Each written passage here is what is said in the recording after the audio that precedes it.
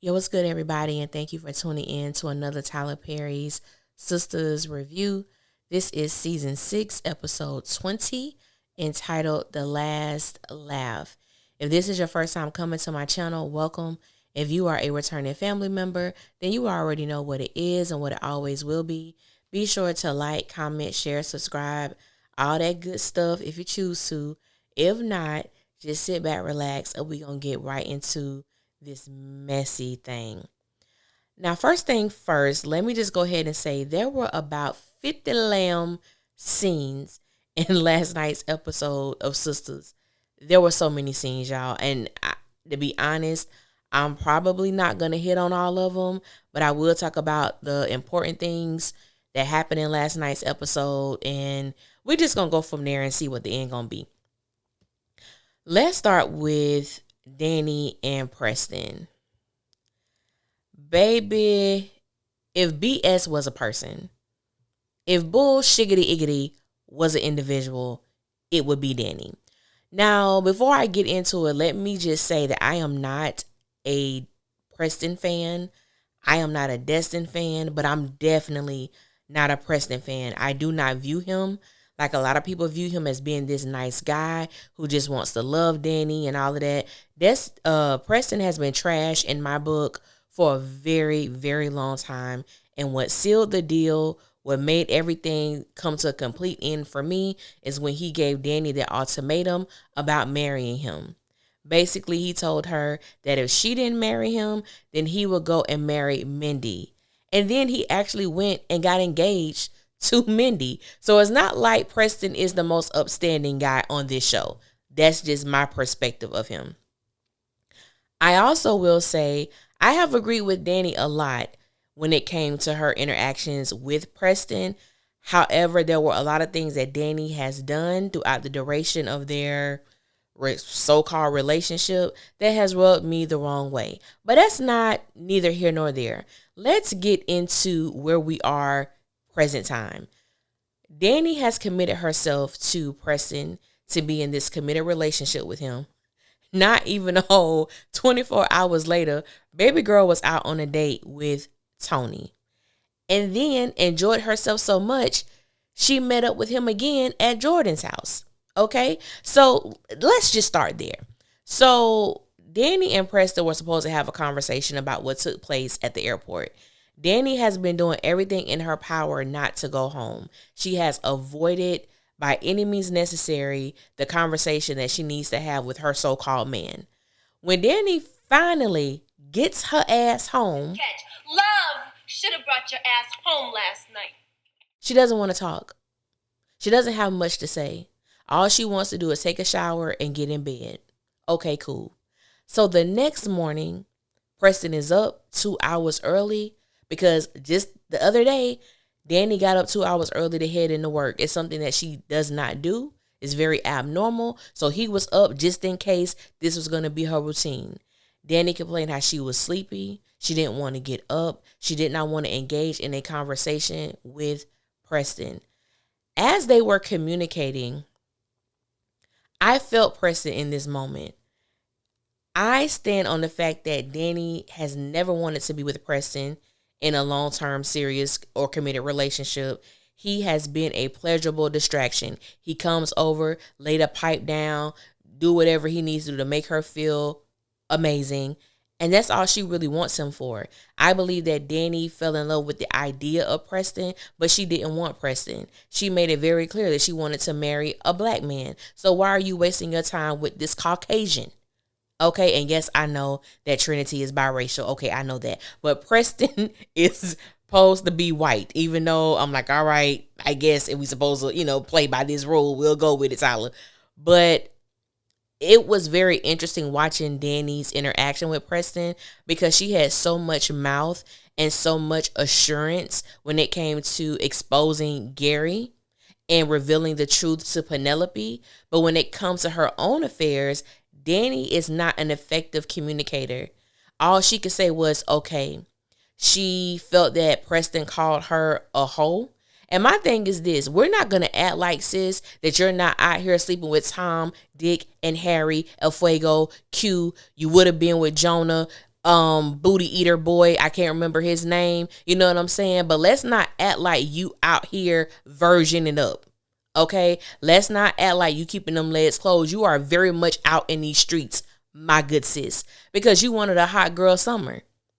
You made that known. You wanted to explore, and you did.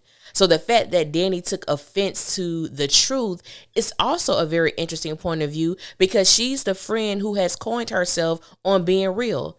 Don't invite her out if you don't want the truth. Don't invite her to the situation if you don't want the realness, because that's what you're going to get. And Danny is one of those individuals that will play that card when it comes to other people's business, but when it comes to hers, she doesn't act that way. Preston described Danny perfectly.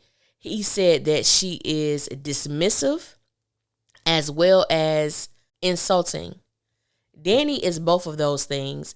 And you know, I had a few people in my DMs, because people know how I feel about Danny, and I get a lot of people who always rock with her, you know, as far as the things she says to her friends. And I've always stated, for me, I just feel like when Danny 90% of the things that Danny says to her friends, it comes off as disrespectful to me. It comes off as rude, and it comes off as hurtful. And to me, it comes off as having an ill intent. The root of it is ill intent. It comes off very malicious. And so watching how she just completely shuts down when the truth is met with her. And I'm like, how are you going to coin yourself on being a truth speaker, but then when the truth is presented to you, you shut down? You don't know how to maneuver. You don't know how to function when truth is knocking on your door. And that's the individual that I really could not rock with. We all have our moments when truth is presented to us that we don't want to deal with it. We may catch an attitude. It may hurt a little bit, may sting, because we don't want to acknowledge, you know, the nastiness of ourselves. But Danny is so dismissive when the truth knocks at her door, and that's just something I can't rock with. I will say that Trinity gave an amazing performance, which might be one of his last performances that we see on Sisters. I think he gave such a believable performance in the hurt that he felt, because from his perspective, he wants to be with Danny, but I'm like, at the same time, bro, I ain't gonna give you too much, because the fact that you had to give this woman an ultimatum, it says a lot about you. It says a lot about your insecurities as well as a man. So we really didn't get to explore that side of Preston, but Trinity did an amazing job. Danny just was so, after he called her a hoe, which he never uttered those words, after he told her F you, she was just so appalled by it. And I'm like, are you serious, Danny? It was hard for me to take her seriously, but Mignon truly played the hell out of this role last night, because Preston leaves. You know, he says he's done. She does not show that she wants him to stay, that she wants to make it work, because the reality is I don't believe Danny ever did. I just don't. And so he leaves. I'm just going to finish Danny's scenes out. Sabrina comes over. This scene was irritating as well, but it goes to show how we rock with our friends without knowing all the truth. And then the stuff that we do know, Sabrina was acting very, very Sabrina-ish, okay? Very, very not the brightest bulb in the box. Very not the brightest crayon that you want to use to make a rainbow. That's the vibes. That's the vibes that Sabrina was giving, okay? Because she was like, you know, Danny told her that Preston called her a whore, and, you know, Danny broke down and she was crying. I said, girl, where these tears coming from? I'm sorry. Are we supposed to feel bad for you? Because I don't. I don't feel no more bad for Danny than I do for Andy. Okay, but we'll get to her in a minute. But yeah. And Sabrina was like, well, you know, how dare he? Well, you know, you got that fine Tony at your job. You know, you should be with someone who's gonna listen to you. I said, y'all don't even listen to Danny. What man finna listen to her? It was just a lot. It was a lot for me watching Sabrina. And this is why you got to have certain friends in your life. Sabrina, you are very well aware that Danny told you, Karen, and Andy that she is in a committed relationship with Preston. You didn't have any light bulb moments, or as I stated, she ain't the brightest one, but you didn't have any light bulb moments when this woman was out twice with a man who is very much into her. And for Tony to pride himself on being an upstanding guy, being a good man, one of the good ones, Tony has been actively and aggressively pursuing Danny, even though she stated that she's in a relationship. So how upstanding are you, my guy? I have to question that. And so they leave and go to work, whatever. Danny sees Tony at the airport. We find out a little bit about him. They are both only children in their family. He drives that kidnapper stalker van because it was his father's, and he just can't bear himself to, go away with it, give it away or whatever. He says he got 2 other cars. I'm like, well, drive that, sir. I understand you having a sentimental memento for your dad, but driving that to the airport, I'm going to need you to rock one of your other cars. I'm going to need you to rock one of your other cars. And I said this on our Sisters Keeper last night, that I believe that Tony is actually going to be the man that Danny lets her walls down for. Why? I have no idea, but I can see it happening. I could definitely see him being the one, or the one that's going to be around for a long time. And the fact that he fits probably her physical attributes that she want in a man, the money aspect, because she asked him about, the money that he makes at his job, all of that stuff. So we're going to see about that. But I've been on Danny a little too long, so let's move on. She took up a lot of the time, even though there was like multiple, like I said, Fit the Lamb. Anyway, who I want to go to? Let's deal with Zach and Fatima. So I'm sorry, y'all. This scene was utterly despicable in every aspect of the word. I know there were some people that were telling me that Novi did a live, who played Sabrina, and was saying, I guess, that there were new writers that wrote this episode. All across every researching thing that I've come across on the internet, it stated that Tyler Perry wrote this episode. And I'm going to have to go with that, because the stuff that was happening is definitely Tyler Perry-ish, okay? So we get to this scene where nosy neighbor done called for some of them to come down there because there's cops and ambulance everywhere. Something must have happened. So they get there. I ain't seen one ambulance, one police car at that time. So when they get to Heather's apartment, the door is open, and EMT or whatever is bandaging her wrist. There's an unknown dude in the corner smoking. We don't know who he is, because baby boy didn't mumble one word the entire scene. So I'm thinking that him and Heather got into a little tisk or whatever. Maybe she was protecting his son. Maybe this man is abusing her. We don't know, because Heather stated that she cut her arm on some glass or something, which I do not believe. Now, the sole purpose for Fatima and Zach showing up was to check on Michael. Zach is like, hey, yo, Michael, you all right? This child is nonverbal. What was Zach expecting him to say? I will never get over that. They didn't walk in the room to lay eyes on Michael, to examine his body, to make sure that he was fine. Nothing. They did none of the sort. I said, I can't. Oh, God, I can't. The police officer come, which was the police officer who escorted Heather to Zach's house to pick up Michael. And, basically he was like, y'all don't live here. Y'all need to leave, so on and so forth. Heather was very hot. She was in her feelings, which I understand. This is an embarrassing moment to see that, you probably getting abused or whatever the case may be. Fatima was like, she was trying to be nice. I'm like, nice? You and Zach show up to this woman's house unannounced. I understand wanting to check on your child, but you didn't check on your child, sir. You didn't check on your child. Anyway, so they leave. The nosy neighbor is downstairs. She asked them, how's the boy? Like, how is Michael? Oh, he fine, Zach says. He's all right. He fine, Fatima says. I said, how y'all know? I'm sorry, did we miss a scene? How do y'all know Michael is fine? Y'all didn't lay eyes on this child. Michael is nonverbal. He cannot tell you that he's okay. And I know a lot of people be getting in my comments, this stuff I be talking about. Yes, I know that Tyler Perry wrote it, but this is the mess I be talking about. For Zach to be so my son, because twice he told Heather, nothing better not be wrong with my son either. My son better be all right. If you care that much, why you didn't hop and skip your ass in that room to go see your child? That's all I'm saying. So before y'all come for me, that's all I'm saying. All right? That's it. Then what I want to stop happening, and I made reference to this last night on Our Sister's Keeper. I want the writers, the new writers in season 7, I hope I don't see it, but I want Tyler to stop immediately. Stop having Karen call Fatima about this baby, about toys and clothes that she may have, as if Zach don't have money. Whatever Michael needs, let his father, who made him after a 5-minute sexcapade that he don't remember having an orgasm, don't remember coming when he made this child, let him deal with his child, baby. You ain't got nothing to do with this. Worry about your own child.